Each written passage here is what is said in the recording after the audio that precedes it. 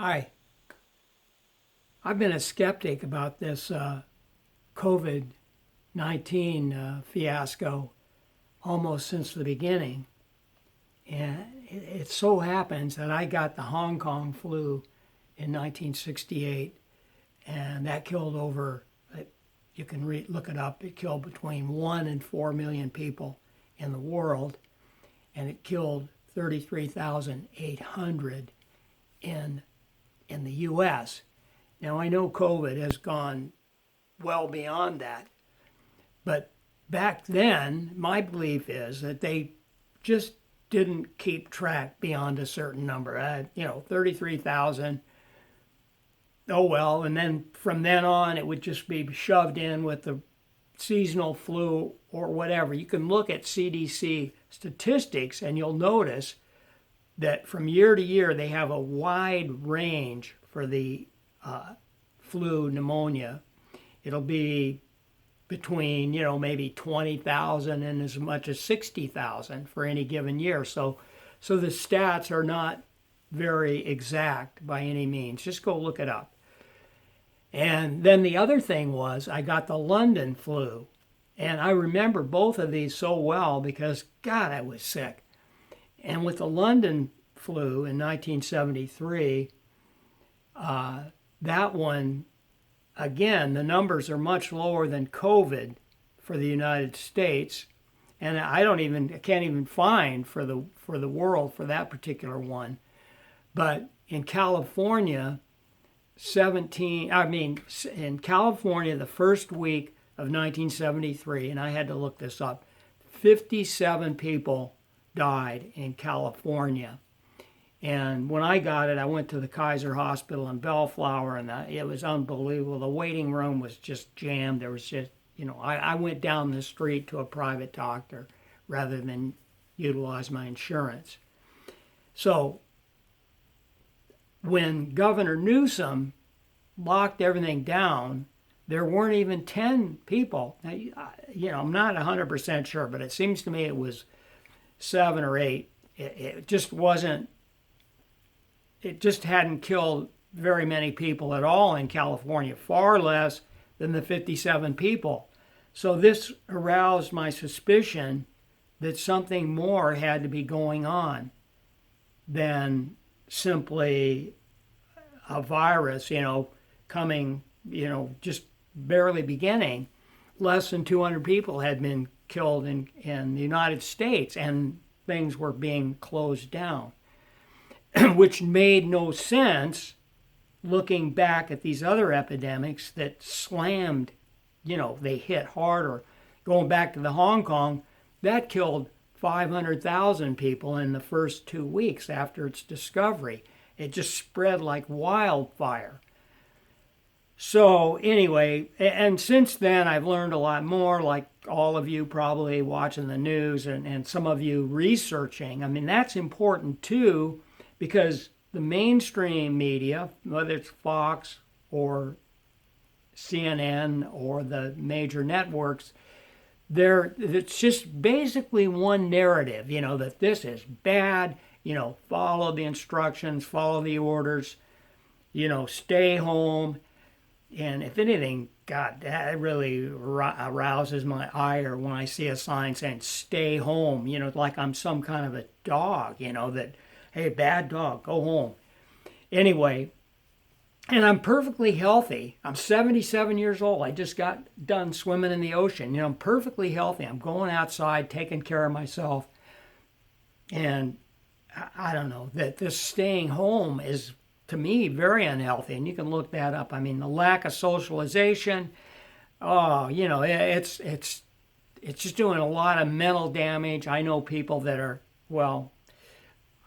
that had OCD or something, and they were okay, they were doing well, and then all of a sudden they're having a relapse. And I've had OCD, and for some reason I feel better than ever.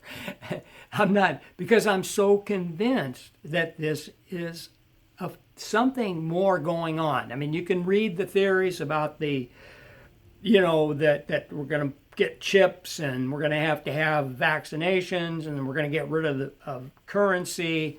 And there are a lot of theories out there that I'm not signing on to them, but I'm open-minded about it, because who would have imagined what's going on today?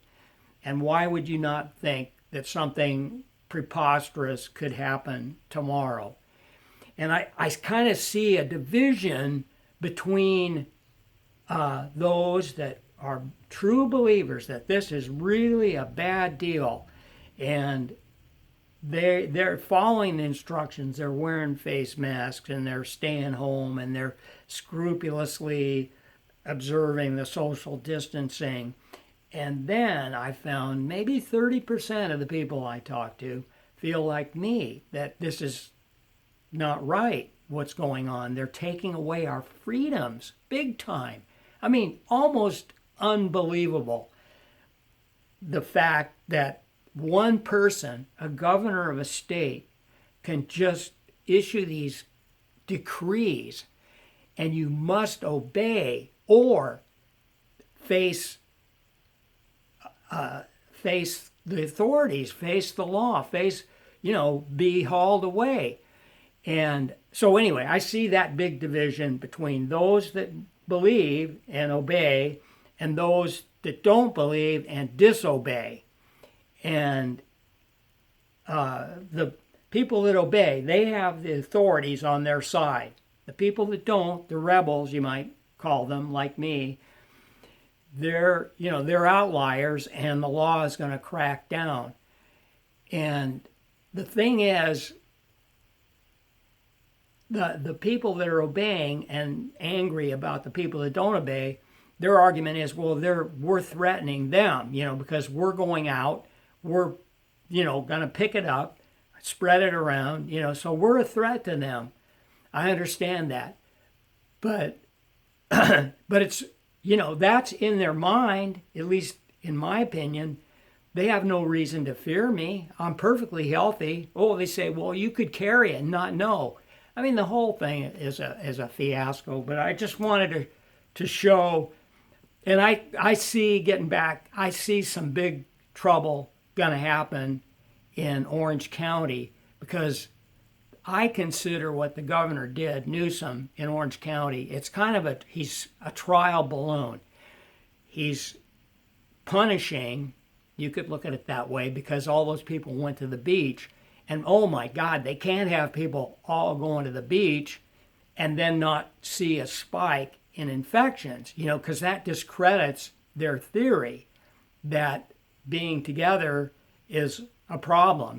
That's their theory. If we don't stay apart, we're all going to get sick, infect everybody, we're going to kill millions of people. I mean, that's what Bill Gates even recently said, well, we've saved millions of people by what we've done so far. And if you look up into the thing, he's got connections to the CDC and WHO and Big Pharma and mandatory vaccinations. I mean, it's all very plausible to me. But anyway, this video, I wanted to show you just an example of the number inflation. Oh, for crying out loud. Just when I'm ready to roll. So now I'll just play. California has almost 38,000 confirmed coronavirus cases. 1,440 people have died in our state. This was a week ago Friday.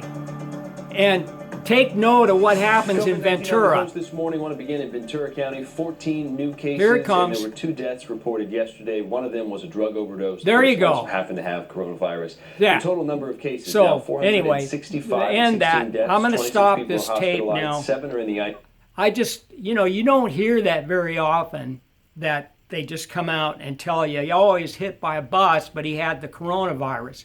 But this is going on, and that's why the numbers are over 60,000 now, in my opinion.